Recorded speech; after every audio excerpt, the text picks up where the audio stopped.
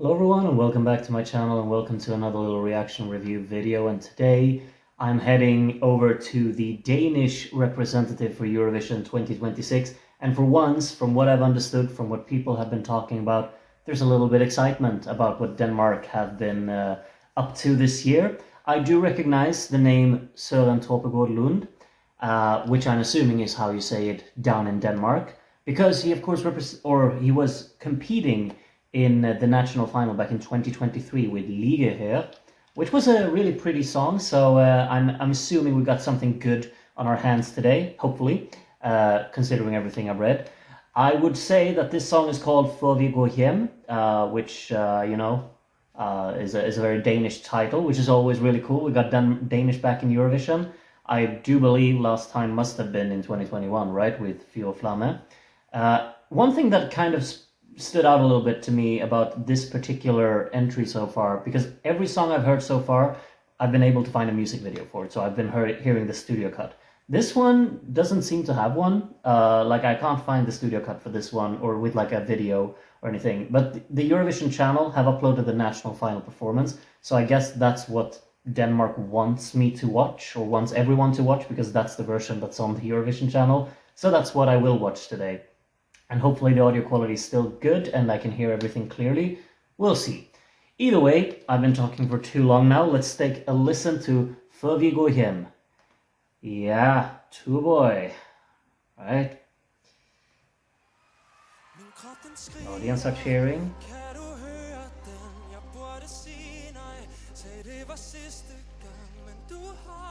It's a little bit different from Ligge Her already. Got kind of this synth-heavy opening. Neat. Alright, synchronized choreography.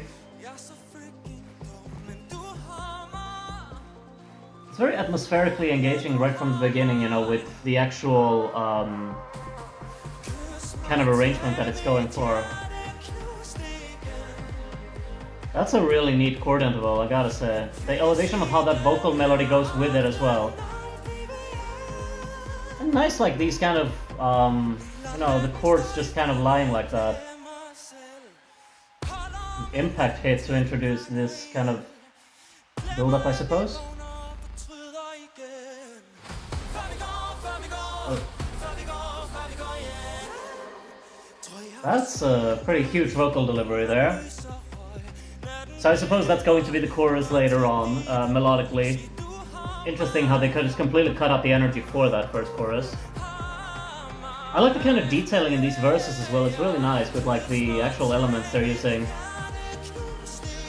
How the chords just elevate there in that part is really, really nice. I like that a lot. And the vocals are so clear on top of it as well. It's very effective. Really cool live performance too, you know, very purposeful in what they set out to do. We've got like a little bass walk coming in here, quite a punchy one. And then how wide the backing vocals come in there.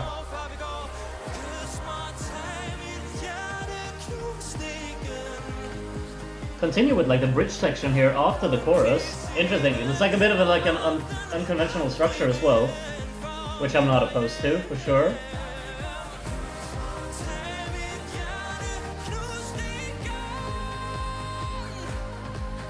Part of the track really is one of very satisfactory one, I gotta say. And the vocal elevation is it's wonderful. Wow! I just thought like unpredictable it is in terms of what kind of sections it throws in. How the beat comes in here, along with the high note. And then like the wide backing vocals here, it's really effective. I hope they can kind of maintain this panning when they perform it live in Eurovision as well, to really put the vocals that widely. That's actually fantastic. Wow. Thank you very much for letting me experience that. Før Vi Går Hjem, yeah. Definitely quite a catchy little hook that it's got there, but very intriguing. Like the way that this chorus is written isn't really that conventional, I suppose. because it doesn't feel like it just has this straight to the point melody that you just immediately grasp onto. It has its selling point line, basically, which is very, very hard hitting in there. But overall, I feel like it's a lot about just the overall vibe of the song that's really selling it, because it has its own world building for sure. The synth work is highly poignant in this track. And I like the way that it's kind of just using sparse, sporadic chords, like the actual impact of chords, along with this kind of moody and dark and space-like atmospheric backdrop. The way that it's kind of sparse in the actual inputs that are quite characteristic in adding something to the track. It goes as well with like the percussive elements early on, or if it's just sound effects scattered around the track. They feel so kind of purposeful because they're not overdone. They feel very sporadic throughout the song, and that makes them feel like they have more of an impact than maybe they actually do. And that's really, really neat. Structurally as well, you kind of really connect with this track, to be completely honest, because the way that it's developing, I can't really expect what's going to happen next. Like for instance, there in the midway part of the track, you've had a chorus. At least you've had the chorus line or the hook line of the track, and then it goes back into a bridge before it kind of leads into this final part where the beat kicks in and you've got the high note, and everything feels incredibly complete at that point, because it feels like the song has completely paved its own way towards the end, not only the end, but towards the entire kind of journey that it's going through. And it feels like he's, it's in complete command by the performance as well, because it feels purposeful in what he wants to do. I'll keep returning to it because it feels like there's definitely a plan, both in terms of the song here, but also how they want to present it with this performance. It feels like everything's just been planned out very, very nicely. And I mean, it's already ready for the Eurovision stage, I'd say, in terms of what they've done here. And the track I feel like the track maybe isn't one of these that will easily be, just sing-along friendly from the get-go. The language could, of course, be a barrier because of that, but also I don't think that it has the elongated lines of vocal memorability, but it has the hook, because it's basically just one line, but still, that hook is one that everyone will be able to remember because it's so highlighted within the context of the track. The way that he says Før Vi Går Hjem, or Før Vi Går Hjem, along with how the backing vocals layer on that as well with this really wide panning, it becomes very impactful. The beat of the track is actually played out as well to kind of emphasize this part, and the song is called that so everyone can actually remember it. And I feel like that's, there are tricks that you just kind of do in order to make sure that you've got a memorable aspect, both in terms of your performance, which I think they definitely do because it's very playful in that sense, but also in terms of the hook of the track, and that really sells it.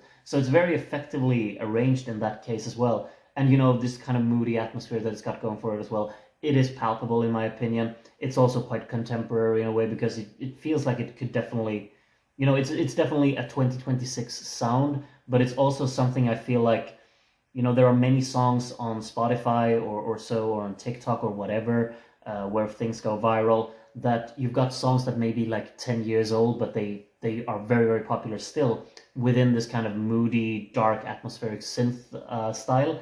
And maybe not 10 years, but like 5-10 years old, but they still, they keep being a bit timeless and they keep being beloved because it's just a very approachable and kind of an addictive sound and vibe overall. I feel like this song overall, it's a vibe, kind of, and then it has its punchy hook, it has a professional execution.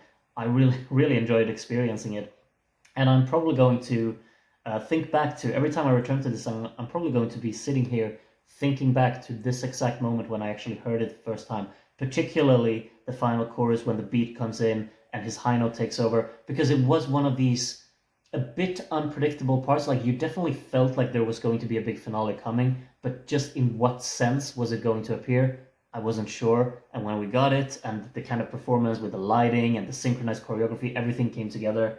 It just felt complete. I'm very, very fond of this. Thank you so much for sending this, Denmark. I'm hoping, keeping my fingers crossed, for a well-deserved good result this year. That would be amazing to see. Very nice one. Please let me know what you think of the Danish Eurovision entry of this year as well, if you want to, in the comments. Hopefully I see you again very, very soon for another little video. Take care of yourselves until then, and bye for now.